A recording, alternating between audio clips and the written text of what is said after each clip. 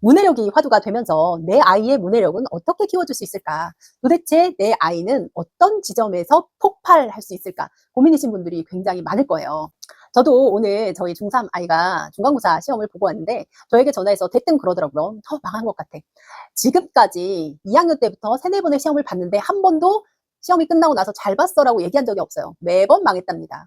이번에는 2학년 때와 다르게 본인이 스스로 좀 공부를 하고 갔기 때문에 그래도 좀 좋은 결과가 있지 않을까라고 생각했는데 망했다라는 전화를 받고 나니 도대체 이 아이 공부에서 무엇이 어디서부터 잘못된 건지 체크를 좀 해보고 본인이 좀 나아져야 될 가능성을 가져야 될 텐데 라는 생각을 했는데요. 문해력에서도 뭐니 뭐니 해도 중요한 게 본인의 동기입니다. 본인의 동기를 키워주고 본인이 내 문해력이 어느 정도일까 판단하고 그 지점에서부터 시작하겠다라는 의지가 있지 않으면 문해력을 키워주는 게 사실 쉽지 않습니다. 엄마가 억지로 끌고 간다고 해서 되지 않는 부분이잖아요. 그래서 오늘은 아이들의 문해력을 키워주는 동기 유발에 대한 이야기를 나눠볼까 합니다. 아이들 여러 명의 케이스를 들려드릴 테니까요. 우리 아이는 도대체 어떤 유형에 해당이 되고 어떤 지점에서 문해력의 동기를 찾을 수 있을지 체크해보세요. 제가 처음 말씀드리고 싶은 아이는 지금도 생각이 나는 지금은 어느 대학교에서 열심히 사랑과 꿈을 펼치고 있을 여학생 이야기입니다. 그 여학생은 정말 가장 도드라지는 게 인성이었어요. 제가 특수교사잖아요. 특수학급 아이를 친구를 너무나 잘 챙겨주고 어떻게 하면은 잘 어울릴까? 나는 굉장히 오픈 마인드야 하면서 친구들한테도 쉽게 다가가고 그렇게 성격이 무진 좋았거든요. 그런데 그것뿐만 아니라 공부도 꽤 잘했어요. 그래서 거의 상위 클래스였죠. 탑 클래스에서 공부를 하다가 외고를 갔습니다. 야, 저 아이 정도라면 정말 저렇게 키우고 싶다라는 생각이 들어서 너는 도대체 엄마가 어떻게 너를 키웠니? 라고 했더니 별거 없대요. 그냥 평범했대요. 아이한테서 자세하게 엄마가 어떻게 대하고 이런 노하우를 배울 수 없어서 안타까웠던 기억이 있는데요. 외고에 가면서 너는 정말 잘할 수 있을 거야. 너는 정말 많은 것을 가진 아이라 라고 제가 이야기를 했더니 아이가 한 가지 고민을 털어놨어요. 선생님, 그런데 제가 보이는 것과 다르게 자존감이 높질 않아요. 자존감이 높지 않아서 외고 아이들은 다 공부를 잘하는데 제가 가서 잘할 수 있을지 정말 고민이에요. 라고 이야기를 쭉 털어놓더라고요. 그래서 제가 한 가지 팁을 줬습니다. 자, 이리 와봐. 너 가장 좋아하는 과목이 뭐니? 라고 물었더니 아이가 자기는 사회가 가장 자신 있다고 하더라고요. 그래서 그러면 너 고등학교에 가잖아? 그러면 일단 사회 시간에 엄청 네가 할 수 있는 한 최대한 노력해서 집중을 해봐. 라고 이야기를 했습니다.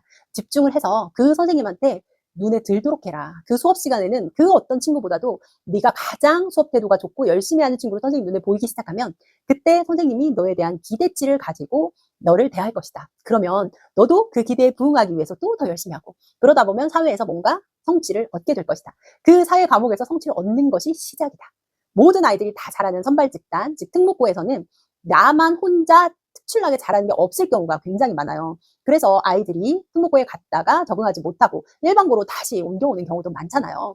그럴 때는 어떻게 적응하고 그 부분들을 이겨내서 자기 자존감을 키워가느냐가 중요한데 그때 딱 하나만 파라라고 제가 이야기를 해줬습니다. 아이 눈이 반짝반짝이던 것을 지금도 잊을 수가 없어요. 그 이후에 아이 카톡 후사에서도 보니까 외고에서도 여전히 인싸로서 친구들과 정말 잘 어울리고 즐겁게 생활하는 모습을 볼 수 있었습니다. 아이가 자존감이 없다고 힘들다고 이야기할 때 제가 준 비법 그것에 눈을 반짝이며 아이는 사회 시간에 아마 집중을 했을 겁니다. 그러면서 자기 존재감을 찾아가고 거기서부터 시작해서 한 단계 한 단계 밟아가지 않았을까. 그것이 아이가 성취해내는 힘이 되지 않았을까라는 생각이 들어요.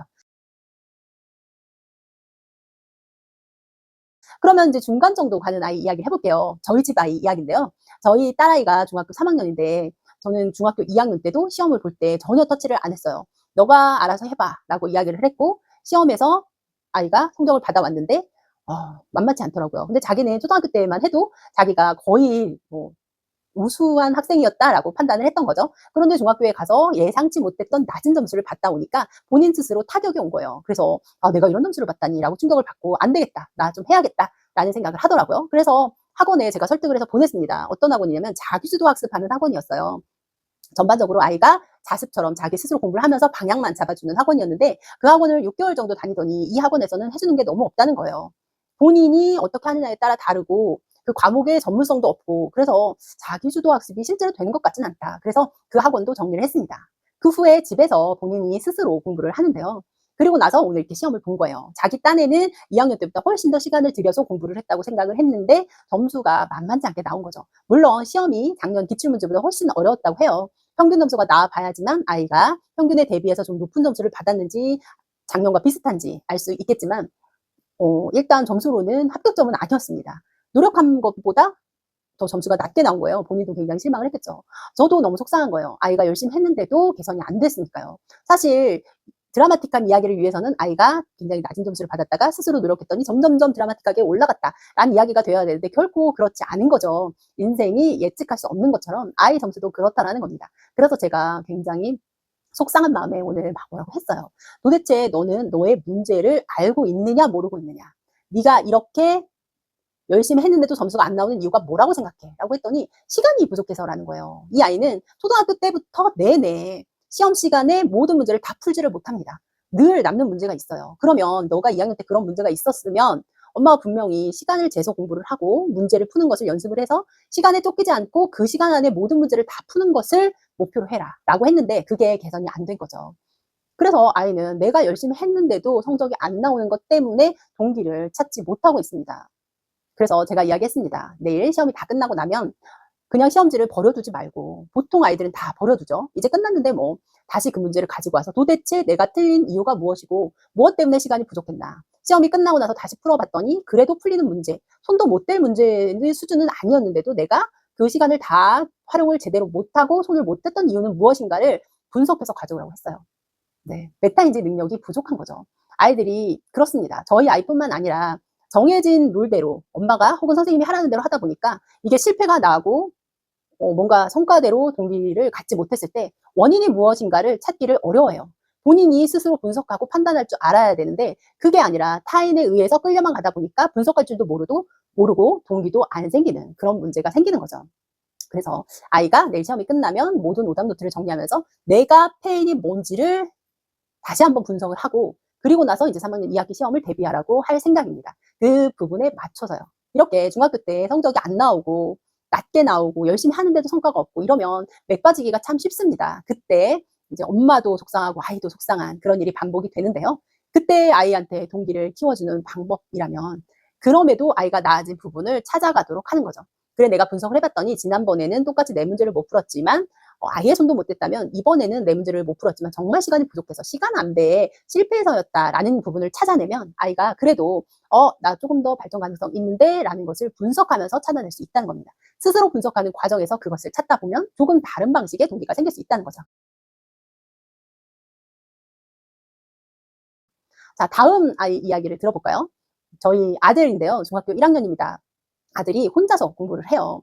학원은 5학년 때까지 수학 학원을 다니고 이제 다 정리를 했습니다. 그래서 아이가 스스로 수학 문제집을 보고 문제를 풉니다. 제가 EBS 강의를 보고 개념을 익혀서 중학교 문제를 풀어라 라고 했는데 아이가 그걸 굉장히 귀찮아요. 그러면서 그냥 책으로 보고 익히고 모르는 부분은 누나한테 물어서 개념을 좀 더 단단하게 하고 문제를 풀다 모르는 부분은 콴다를 이용해서 다시 문제를 풀고 있습니다. 그렇게 하면서 이게 제대로 하고 있는 건가? 막막하게 할 때도 있었죠. 그런데 그렇게 공부하는 과정이 중학교에 들어가면서 자신감을 줬습니다. 어떻게? 자기가 공부한 부분이 맞아떨어지고 있구나라는 것을 수업에서 느끼면서 그래요. 국어 문제집에서 문학 과정을 풀었는데 그 문학 과정의 지문들이 교과서에 똑같이 나오는 거예요. 비교가 되면서 한 번 공부했던 것이 또 나오니까 신기하기도 하고 자신감이 생겼죠. 수학도 마찬가지예요. 자기는 혼자서 하지만 그래도 선생님이 하는 부분에 있어서 선행은 안 될지라도 선생님의 이야기를 알아듣고 자기가 공부한 대로 따라가는구나 라는 것이 아이한테 자신감을 주더라는 겁니다. 아이가 시험을 보고 와서 형성평가 같은 걸 본 후에 혼자 했는데도 돼. 다른 애들보다 내가 괜찮은 것 같아 라는 판단을 내리기 시작하자 혼자 공부하는 것에 더 탄력이 붙더라는 거죠. 중간보다 더 못하는 친구들은 어디에서 동기를 찾을까요? 저희 학급 아이 중에 건강장애 학생이 있었습니다. 건강장애 학생은 특이한 병변으로 인해서 희귀 질환을 앓고 있는 친구들을 말해요. 그 지적 능력으로는 충분히 학교 공부를 따라갈 수 있는데 이 아이는 어려서부터 건강장애가 있다는 것 때문에 제약이 많잖아요. 먹지 못하는 것도 행동하지 못하는 것도 있다 보니까 무기력했어요. 어떤 시도를 잘 안 하려고 하더라고요. 그래서 제가 중학교에 들어와서 이 아이를 가르치게 됐는데 공부에 대한 의욕도 삶에 대한 의욕도 그다지 없고 모두 다 안 할래요 라고 했던 친구입니다. 제가 가만히 살펴봤어요. 너무 안타깝더라고요. 무한한 가능성을 가진 아이인데 시도를 안 하니까요. 그래서 지켜봤더니 아이가 노래 부르는 걸 굉장히 좋아하고 아이돌 노래를 즐겨 듣더라고요. 그래서 제가 친한 국어 선생님한테 부탁을 했습니다. 혹시라도 국어 시간에 시간 여유가 있어서 노래를 부르는 시간이 생기면 이 친구한테 노래할 기회를 좀 주세요 했습니다. 그리고 얼마 후에 국어 시간에 이 친구가 친구들 앞에서 노래를 부르게 됐어요. 나름 분위기를 잡고 노래를 한 거죠. 그리고 나서 그 시간이 끝나고 아이가 막 달려오는 거예요. 저한테 너무 신이 난 목소리로 선생님, 친구들이 저를 너무 노래 잘한다고 박수를 엄청 쳐줬대요. 그러면서 그때부터 너 이 노래를 좋아했어? 너 어떤 가수 좋아해? 하면서 자기한테 관심을 가지더라는 거죠. 자기가 무기력하게 있을 때는 친구들이 아무 말도 걸지 않았고 자기 존재감이 정말 제로였대요. 이 교실에 내가 있든 없든 아무도 신경 쓰지 않는 것 같은 느낌을 받았다는 거죠. 중학생들한테 자기 존재감이 얼마나 중요한지 다들 경험으로 아시잖아요. 그런 상황에서 자기는 힘을 낼 이유가 없었죠. 그런데 아이들 앞에서 노래를 하고 나서 자신감이 붙은 거예요. 그래서 제가 이 자신감을 한 번 더 키워줘야겠다 해서 저희 반 아이들을 꾸려서 아이돌 댄스 연습을 시켰습니다. 방송 댄스 연습을 해서 무대에 올렸어요. 그리고 무대에서 공연을 2차례, 3차례 정도 하고 나니까 아이가 자신감이 엄청 붙는 게 눈으로도 보이더라고요. 그렇게 아이는 행복해하면서 중학교를 졸업을 했고요. 나중에 성인이 돼서 저를 찾아왔습니다. 그러면서 하는 말이 선생님이 그때 저한테 무대 위에 올려주신 것이 너무나 큰 도움이 됐어요. 저는 그때 사실 같이 하던 예쁜 여자친구 때문에 그래 남아서 같이 방과 후에 연습하면 재밌겠다라고 해서 했는데 실제로 시간이 지나고 나니까 그때 무대에 올렸던 경험이 너무 자기한테 자신감을 줬다는 거예요. 그래서 자기는 내가 스포트라이트를 받는 걸 좋아하는구나라는 걸 알게 됐고 모델 일을 하게 됐습니다. 자, 이 몇몇 아이들의 이야기를 들으면서 좀 정리가 되시나요? 우리가 문해력 하는데요. 문해력을 키워주면서 가장 기본이 되는 것이 동기입니다. 내가 무언가를 해보고 싶다라는 동기가 생겼을 때 아이들은 움직입니다. 아무리 문해력이 낮더라도 내가 하고 싶은 의지가 없는 아이를 억지로 끌고 갈 수는 없죠. 아이를 어떻게든 하게 만들려면 조그만 거라도 성취를 해보는 경험이 필요한 거예요.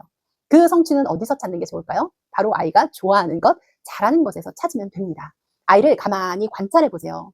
아이가 못하는 부분에 집중을 많이 하거든요. 엄마들은 부정적인 말을 굉장히 많이 퍼붓습니다. 오늘의 저처럼요. 아이가 잘한 부분, 열심히 노력해서 낮은 부분에 포커스를 맞춰줘야 아이는 조금 더 잘해야겠다, 노력해야겠다는 생각이 드는데 이미 자기가 열심히 했는데도 불구하고 왜 이것밖에 못해? 라고 오늘의 저처럼 이야기를 하면 아이는 그래, 해봤자 별것도 없는데 뭐하러 해? 라는 생각을 하게 되는 거죠. 아이를 가만히 관찰해 보시고요. 아이가 잘하는 것, 좋아하는 것을 찾아서 그렇게 하니까 된다. 너 잘하네. 할 수 있네. 라는 부분을 키워주시면 아이한테 일단 해보고 싶은 의욕이 생기고요. 그때부터는 자신이 스스로 자신의 문해력을 분석해서 나 영어 단어가 좀 부족한 것 같아. 국어에서 어휘를 내가 좀 많이 몰라서 글을 이해하기 어려운 것 같아. 문단의 중심 내용을 내가 잘 파악하지 못하는 것 같아. 전체적인 맥락을 이해하는데 어려움이 있는 것 같아. 라고 자신을 판단하면서 문해력을 높이려는 시도를 한다는 겁니다. 억지로 끌고 갈 수는 없습니다. 아이한테 스스로 하고 싶은 의욕이 생길 때 문해력이든 공부든 성적이든 모두 상승할 수 있다는 점 잊지 마시고요. 아이들이 잘 관찰해 보세요. 우리 아이가 무엇을 잘하고 있는지, 무엇에 관심이 있는지. 그래서 그것에서부터 하나씩 성취감을 쌓아 나가다 보면 언젠가 아이들이 된다! 라고 느끼면서 재미를 붙일 날이 올지 않을까 싶습니다. 오늘은 가든패밀리에서 다 하지 못한 이야기 아이들의 예시를 통해서 말씀드렸습니다. 문해력이 발전하기 위해서 동기를 키우는 방법, 내 아이한테는 어떤 걸 적용하면 좋을지 잘 생각해 보시고 좋은 하나의 시작점을 찾으시기 바랍니다. 중학탐구생활입니다.